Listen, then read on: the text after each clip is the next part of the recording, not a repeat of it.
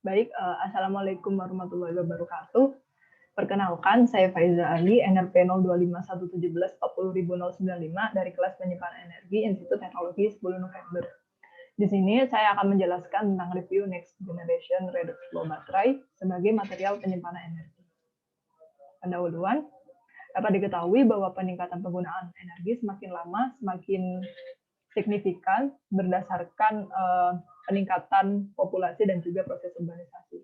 Maka dari itu, seiring meningkatnya penggunaan energi, maka dibutuhkan sumber energi alternatif, yaitu sumber energi terbarukan, di mana sumber energi terbarukan ini merupakan sumber energi yang ramah lingkungan dan juga lumayan murah atau relatif murah untuk digunakan sebagai pengganti penggunaan energi yang banyak digunakan sekarang itu sebagai alternatif. Nah, dengan meningkatnya penggunaan energi terbarukan, maka kebutuhan akan penyimpanan energi pada saat ini itu juga meningkat. Hal ini dikarenakan kunci dari pesatnya perkembangan energi terbarukan adalah teknologi penyimpanan energinya.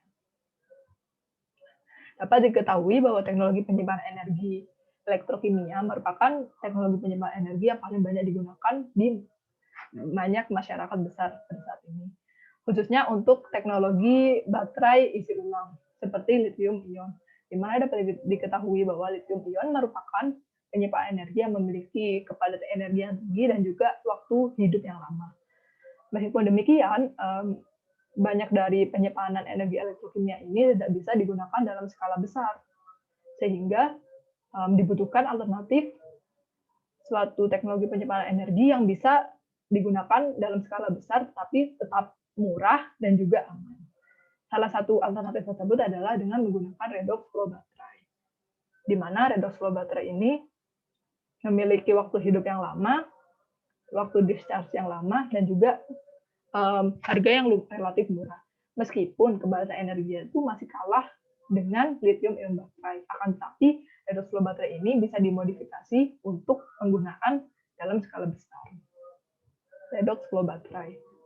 Seperti yang kita tahu, redox flow baterai atau RFB merupakan salah satu teknologi terbaru dan sangat menjanjikan untuk penyimpanan energi di masa kini hingga masa mendatang. RFB merupakan jenis baterai sekunder yang dapat diisi ulang, di mana merupakan perangkat yang dapat mengkonversi energi elektrokimia karena elektrolitnya mengandung satu atau lebih larutan elektroaktif yang mengalir melalui sel elektrokimia dan mengubah energi kimia menjadi energi listrik. Penggunaan dari RFB ini sendiri adalah dengan cara transfer ion antar satu elektroda dengan elektroda lainnya menggunakan elektrolit yang kedap elektron, sehingga terjadilah konversi energi seperti itu. Untuk perkembangan RFB sendiri dapat diketahui seperti dalam gambar ini, bahwa RFB sudah ada sejak tahun 1880, tetapi RFB pertama kali diperkenalkan yaitu pada tahun 1970 oleh NASA, di mana pada saat itu NASA menggunakan RFB berbasis FECR. Akan tetapi RFB pada saat itu komersialisasinya itu terhambat dan terhenti dikarenakan CR yang digunakan itu reaksinya sangat lambat sehingga menyebabkan degradasi sel. Nah, selain itu penggunaan dari RFB jenis itu tuh harus dilakukan di suhu tinggi sehingga keamanannya pun tinggi. Maka dari itu banyak ilmuwan dan peneliti meneliti lebih lanjut untuk menghasilkan RFB yang lebih baik daripada sebelumnya. Salah satu RFB terbaik, jenis RFB terbaik adalah vanadium redox flow battery atau VRB yang pertama kali dikenalkan pada tahun 1980. Vanadium redox flow battery ini sangat baik karena menggunakan ion yang sama sebagai elektroda, sehingga tidak terjadi kontaminasi antar elektroda dan membran. Selain itu, waktu hidupnya tuh juga lebih lama daripada tipe RFB yang lainnya. Akan tetapi, kelemahan dari VRB ini adalah kelangkaan vanadium dan harga ion exchange membrannya yang mahal dan juga kepadatan energinya itu masih rendah. Maka dari itu pada tahun-tahun sebelumnya seperti gambar ini banyak peneliti yang meneliti jenis RFB jenis lainnya yang juga sehingga dapat menutupi kelemahan RFB sebelumnya. Lalu ada tipe RFB, dapat diketahui bahwa terdapat 4 komponen penting dalam RFB yang berpengaruh terhadap kinerja RFB. Yang pertama adalah spesies atau jenis redox. Dapat diketahui bahwa jenis redox yang ideal diperlukan agar kinetika elektrokimia pada RFB dapat diperlakukan dengan cepat. Selain itu, potensi redox yang layak, kelarutan tinggi, dan stabilitas suhu yang baik juga dipengaruhi oleh jenis redox. Beberapa jenis redox yang biasa digunakan pada RFB adalah metal complex base redox species, terus ada nitrous radical redox species, carbonyl base redox species, heteroclinic base redox species, dan lain sebagainya. Tetapi kesimpulan dari banyaknya redox yang digunakan, dapat diketahui bahwa reaksi dari jenis redox dengan molekul organik pada RFB dapat memberikan kelarutan dan stabilitas yang lebih baik jika dibandingkan dengan redox berbasis logam pada RFB sebelumnya. Karena pada RFB sebelumnya itu reaksinya itu dikontrol oleh perubahan valensi ion logam. Sedangkan pada jenis redox organik umumnya dikontrol oleh status pengisian atom karbon, oksigen, sulfur, dan nitrogen. Jadi hal itulah yang membuat jenis redox organik lebih mudah diatur sehingga menghasilkan kelarutan yang lebih tinggi dan stabilitas yang lebih baik. Lalu ada DES. DES merupakan elektrolit yang baik atau yang disarankan digunakan pada RFB, di mana DES ini merupakan sejenis campuran eutektik asam dan basa Lewis atau Bronsted Lowry yang mengandung berbagai komponen ionik. Kelebihan yang dimiliki DES antara lain biayanya lebih rendah, konsentrasi tinggi, dan potensi biodegradabilitasnya lebih baik, tidak mudah terbakar, dan reaksi transfer multi elektronnya itu juga baik. Namun, aplikasi dari DES ini memiliki konduktivitas ionik yang lebih rendah dan viskositas yang tinggi. Maka dari itu, banyak peneliti yang meneliti bagaimana DES yang baik agar digunakan pada RFB gitu. Salah satu alternatifnya adalah dengan menggunakan DES berbasis logam atau nanometal yang baru-baru ini telah diusulkan, di mana DES berbasis logam ini tersusun dari ikatan donor hidrogen seperti Eg, asam manola, dan redox aktif biologen berbasis garam amonium. Dan hasilnya DES tipe ini tuh menunjukkan bahwa untuk mencapai kelarutan yang tinggi secara efisien dibandingkan dengan proses sintesis organik yang kompleks dan memakan waktu yang lama. Jadi dia ini hasilnya itu lebih bagus dan konduktivitas ioniknya itu lebih tinggi dan viskositasnya itu tidak terlalu tinggi atau sedikit rendah seperti itu. Akan tetapi DES tipe ini tuh perlu dikaji lebih lanjut karena masih baru ditemukan. Lalu lalu yang ketiga ada elektroda dan elektrokatalis. Dapat diketahui bahwa jenis elektroda dan elektrokatalis sebagai pelapis elektroda juga menjadi salah satu hal yang penting pada RFD.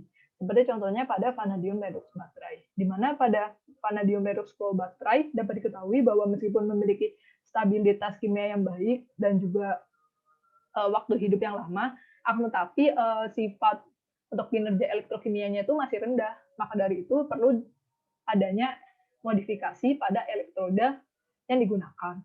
Salah satu modifikasi yang dilakukan adalah dengan cara surface treatment. Berikut adalah beberapa surface treatment yang telah dilakukan di berbagai macam material elektroda yang digunakan, yaitu seperti thermal activation, acid treatment, electrochemical oxidation, plasma treatment, corona discharge, dan lain sebagainya.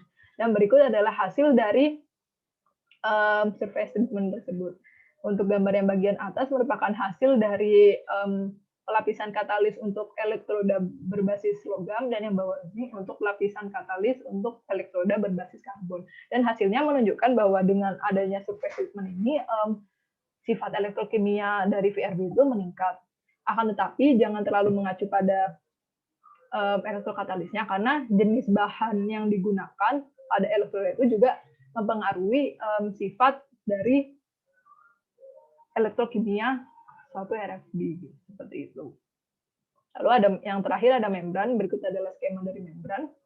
Terdiri dari elektroda, ion exchange membran, dan bipolar plate with flow channels.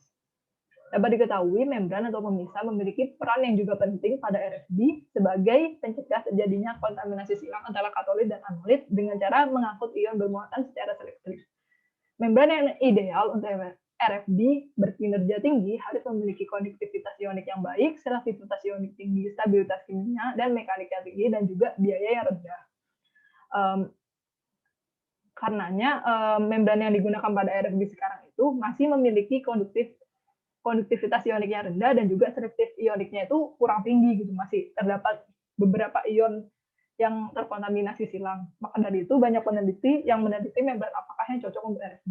Salah satunya adalah yang pertama adalah dengan menggunakan polimer PVDF ultrafiltration membran. Akan tetapi Meskipun material jenis ini tuh selektivitas ioniknya udah lumayan tinggi, tetapi konduktivitas ioniknya tuh masih kurang baik gitu, dan juga harganya masih relatif mahal. Maka dari itu, peneliti mencari lagi material apa yang cocok, kemudian ditemukanlah material komposit PIM on-pen membran, di mana komposit ini tersusun dari gabungan dari material yang membran yang digunakan pada RFB sebelumnya dengan polimer poliakrilonitril. Di mana hasil dari material ini tuh selektivitas ioniknya tuh bisa dibilang sempurna karena sangat minim terjadi untuk kontaminasi silang antara ion dari katolit dan anolit seperti itu. Akan tetapi konduktivitas ioniknya tuh masih kurang baik, masih kurang bagus lah, masih kalah sama lithium ion. Maka dari itu peneliti diharapkan bisa meneliti lebih lanjut untuk mencari material yang cocok, yang bagus untuk membran RFB. Dan next generation of RFB dapat diketahui bahwa dari semuanya itu next generation RFB itu harus memiliki material membran yang stabilitasnya bagus, selektivitas ionnya tinggi, dan konduktivitas ionnya juga tinggi. Molekul organiknya itu harus memiliki stabilitas kimia yang baik, potensial redoks yang baik dan reversible, dan juga untuk DES atau elektrolit yang digunakan adalah harus menggunakan konsentrasi yang tinggi, harganya harus murah juga, titik lelehnya rendah, ramah lingkungan, dan juga luas tentang jendela potensialnya. Sehingga diharapkan RFB ke depannya memiliki sifat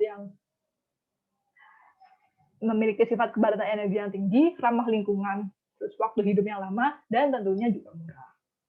Sehingga dapat disimpulkan bahwa RFB merupakan teknologi penyimpanan energi yang menjanjikan, di mana sistem ini akan mendukung sumber energi terbarukan yang terputus sehingga dapat digunakan lebih baik lagi.